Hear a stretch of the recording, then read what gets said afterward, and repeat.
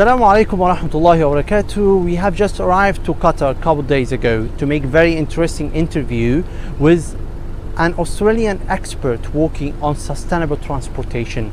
We will try to show some interesting example from Australia and from Qatar, and what is the role of individuals in our community to move towards sustainable transportation.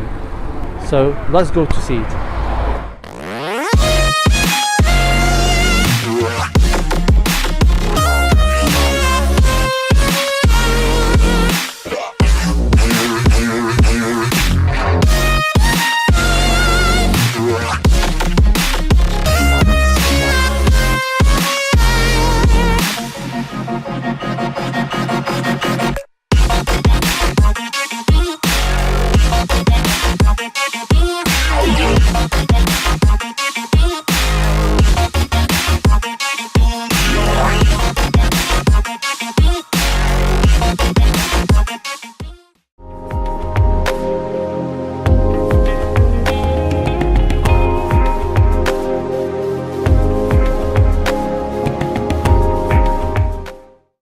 One thing that Australia does do very well when it comes to transport is actually integrate land use and transport together. Why our planning systems and a lot of the history are based on the UK, Australia is one of the biggest countries in the world, and we've got around 20 million people in a size that's probably about 10 or 15% less than the size of the US, which has over 300 million people.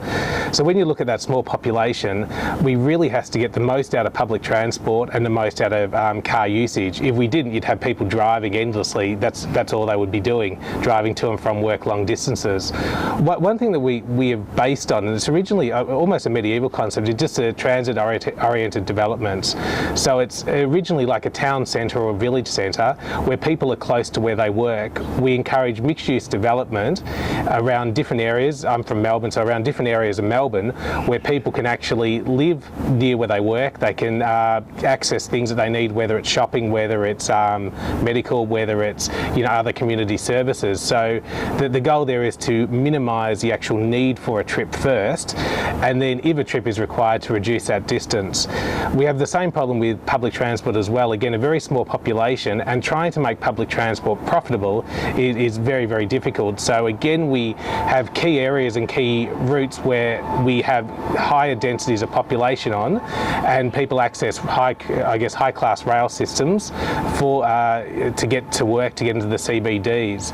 In between those, the key are the radial routes. We have orbital routes, which are generally bus, which connect people to those radial routes. So again, it's making the best use of the space that we've got and trying to increase the densities as best as we can.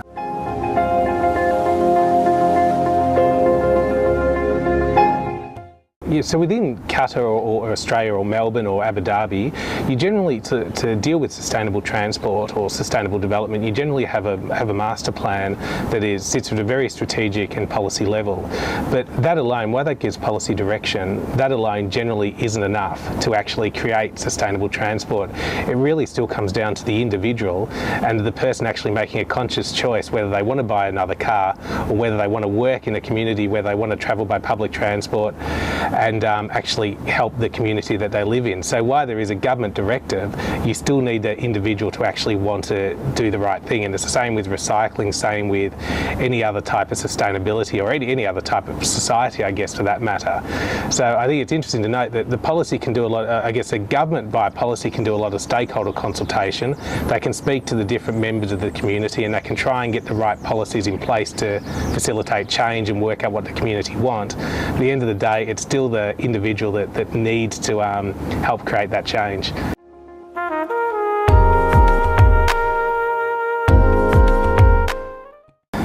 Yeah.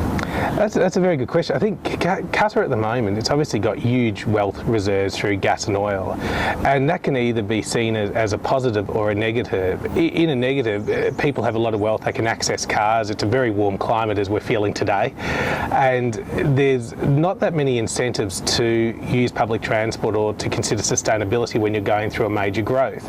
But what we've noticed in recent years, and something that I like through the work that I'm doing here as well, is that sustainability is starting to make make it to the forefront, particularly with FIFA 2022. There's a lot of sustainability or environmental goals that we need to reach. And I guess if you're in a position of power here, because there is a lot of wealth, you can actually put into place a lot of technologies, a lot of different treatments. We're looking at new public transport systems here like rail and bus. There is a lot of money that can be spent on infrastructure for the good and for the environment. And I think that's one thing, you just need to channel the money in the right direction to help the environment and to help the state of Qatar. And I think a lot of the Qataris are starting to, they know what needs to be done and they're starting to push forward. And again, it comes down to the individual level as well, whether we're expats or Qatari alike, to start doing the right things for the environment. That will come as we introduce public transport here. If public transport is actually time efficient or cost efficient for the user, then a lot of people will start to use that automatically. There's always going to be people from Europe or from Australia or that are used to public transport and will use it, but there's a percentage of the population that they'll use it when they see a huge benefit to them. And I think that's one thing we need to start pushing for, putting public transport before cars and other uses as well.